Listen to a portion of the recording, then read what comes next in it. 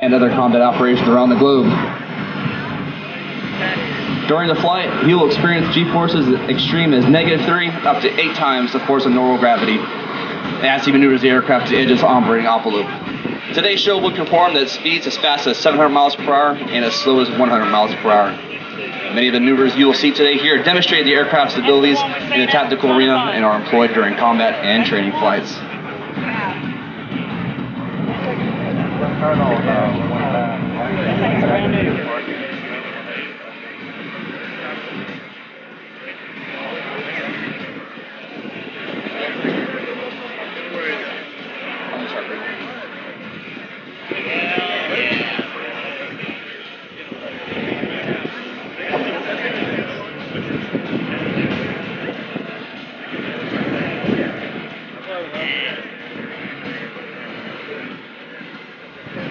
Ladies and gentlemen, please direct your attention to the left where in a moment you will hear the Rhino's 2 GE F414 turbofan engines spool up to their maximum power.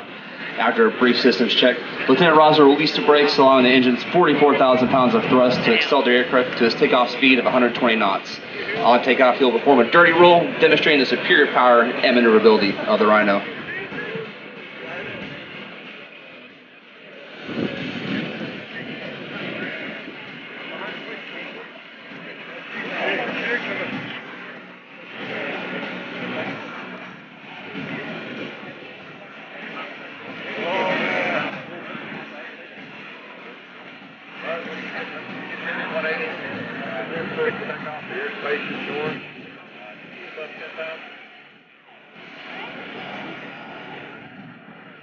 Like that, got plane holding at 10 miles, we're going to go back to VFR.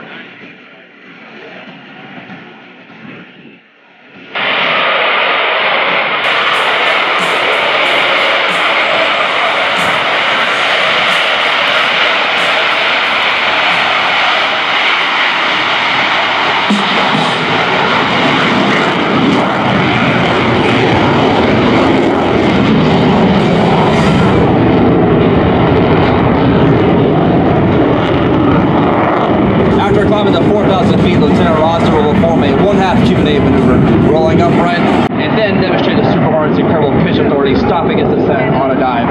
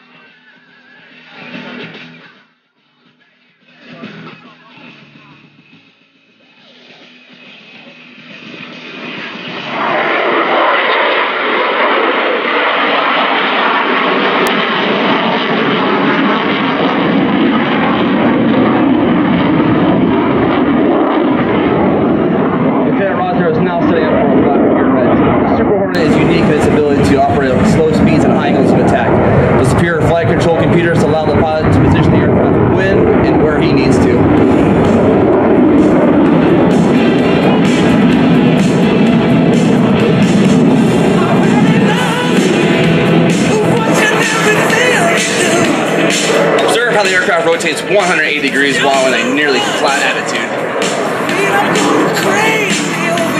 The Super Hornet's engines produce over 44,000 pounds of thrust and full afterburner. This allows the aircraft to sustain 8 times the force of gravity and a turn radius of less than 1,500 feet. Whether in a dogfight or avoiding surface air missiles, the ability of the Super Hornet to turn very tight spaces gives a tremendous tactical advantage.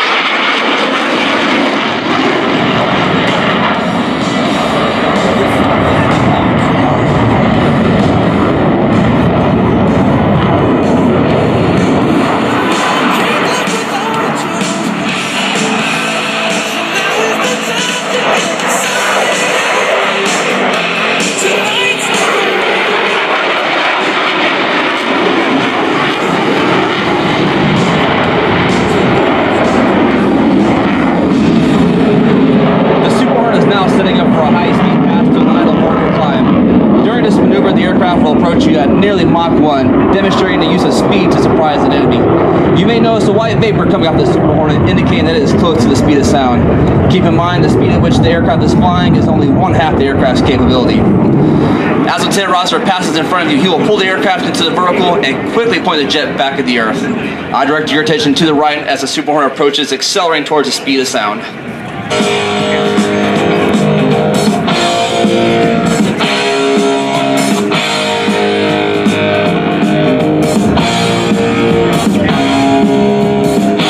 Ladies and gentlemen, from the right, the Super Hornet high-speed pass.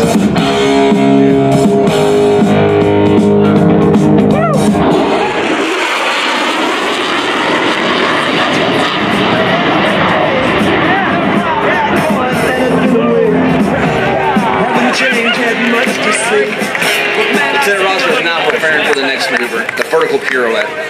Entering the maneuver at 350 miles per hour, he will pull the jet into the vertical and roll the canopy towards the crowd. Selecting full afterburner as airspeed slows to 200 miles per hour, Lieutenant Roessner will perform a push-pull maneuver and set up for the vertical pirouette. This maneuver requires him to experience a very uncomfortable -3 Gs.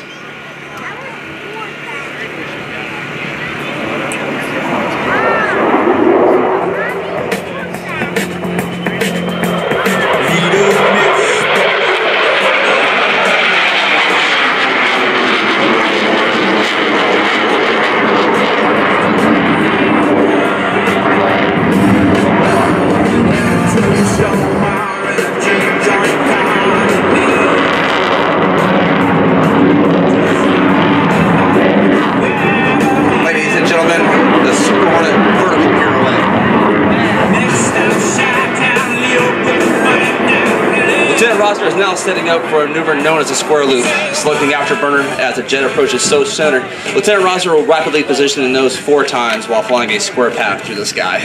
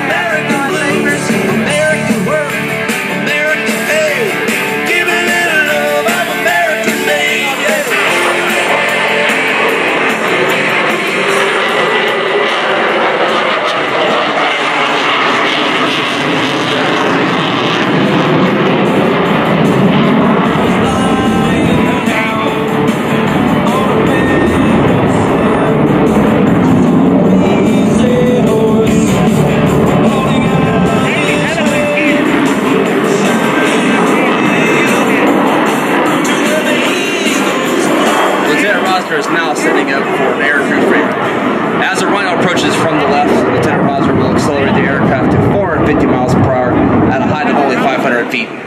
Approaching show center, Lieutenant Roessner will roll the aircraft inverted and reduce power to idle.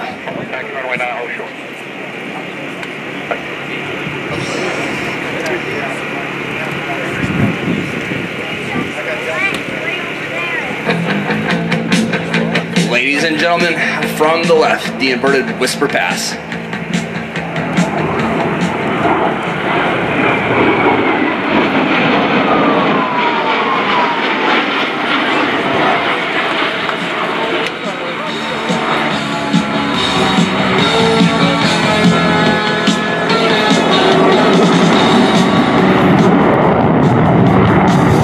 The aircraft is now setting up for the high alpha pass. This maneuver will showcase the incredible slow speed handling correctness of the Super Hornet. Sometimes the aircraft with the ability to fly the slowest will have the advantage in air-to-air combat, as a potential adversary may be forced to fly out in front of the other fighter. Few other aircraft in the world will attempt maneuver at this slow speed and nose attitude, including the F-16, the F-15, and the A-10. The 40,000-pound F-18 Super Hornet remains completely controllable at less than 100 miles per hour with 2 digital flight control computers aiding the pilot. Just past show center, Lieutenant Roessner will select full afterburner, and you will see the Super Hornet enter the near vertical to climb to 3,000 feet, followed by a split S maneuver. Ladies and gentlemen, from the right, the Super Hornet high alpha pass.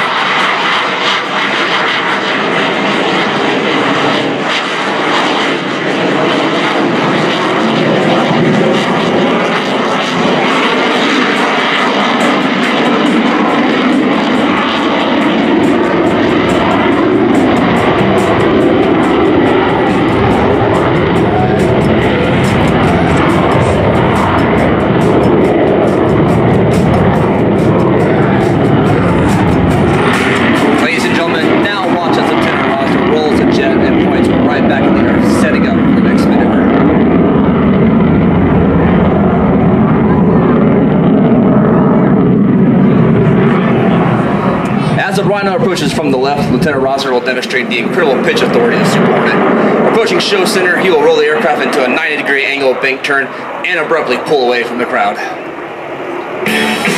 From the left, the pitch rate demo.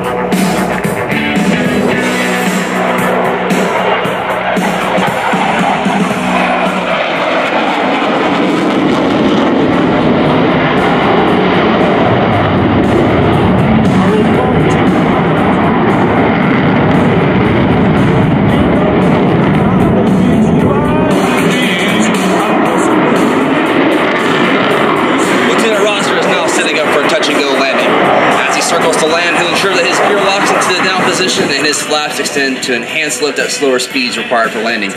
Once lined up with the runway, or as we Navy guys say, in the groove, he'll slow down on speed angle of attack, which is how Navy tailhook aircraft determine their landing speed. This on-speed AOA correctly positions aircraft's hook to engage a wire aboard nuclear aircraft carriers at sea.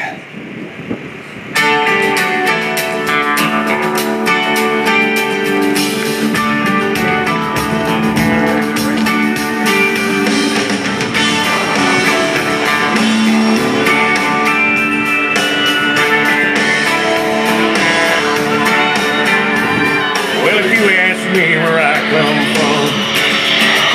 Lieutenant Roessner is now getting stalls up to...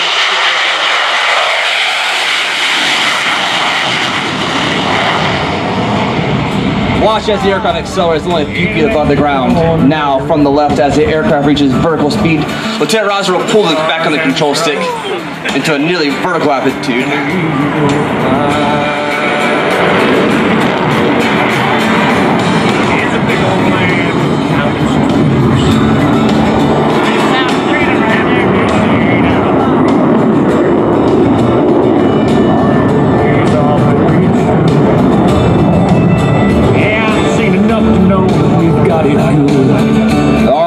Get those cameras out. Soon the Rhino will be approaching from the right for the photo pass. This will give you an up-close look at Lieutenant Roessner flying the Super Hornet today.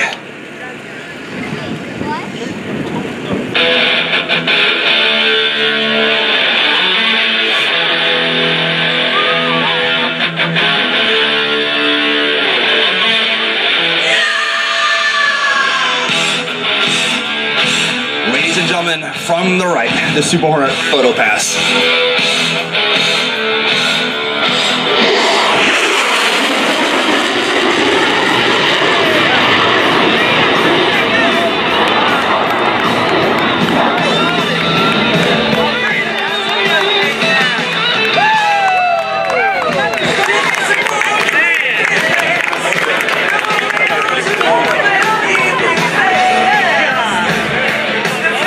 The job of the naval aviator is not complete until their aircraft is back aboard its floating home. Landing on board a tiny moving runway in the middle of the ocean is a skill that has been continuously perfected throughout naval aviation history. The approach to the carrier is often the most dangerous part of the naval aviator's mission.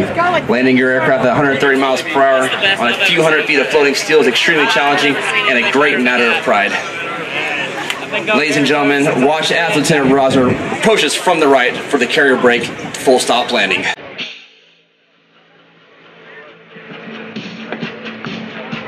Right leg is front, take it in tight. Oh, nice.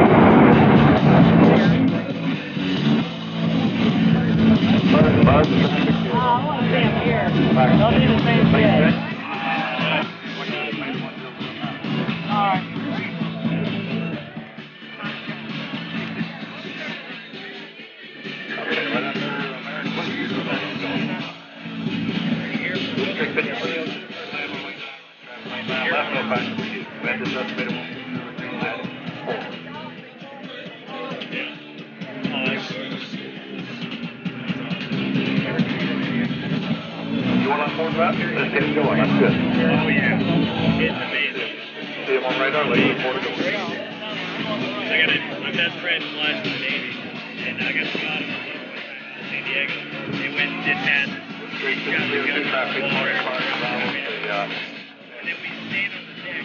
Those jokers landed while we were standing there. We couldn't believe it. The Super Hornet you saw here today is one actually used by Strike Fighter Squadron 122 to train pilots and weapons system officers at Naval Air Station Lemoore, California. Lieutenant Roessner, Lieutenant Riggs, and I currently serve as instructors at VFA-122 and spend most of our time teaching new pilots and new Wizzos how to employ the Super Hornet. Currently there were 24 Super Hornet squadrons in the Navy, some of which are at this moment flying operations and support aboard the USS George H.W. Bush and the USS Carl Vinson. Ladies and gentlemen, I would like to now introduce the Rhino demonstration maintenance crews who have meticulously prepared the aircraft and ensure that all systems were safe for flight. AM2 Lian from Taipei, Taiwan, AT2 Teal from Texoma, Texas, and AT2 Vape from Hillsboro, Missouri. If you were impressed with their precision and skill, please let them know.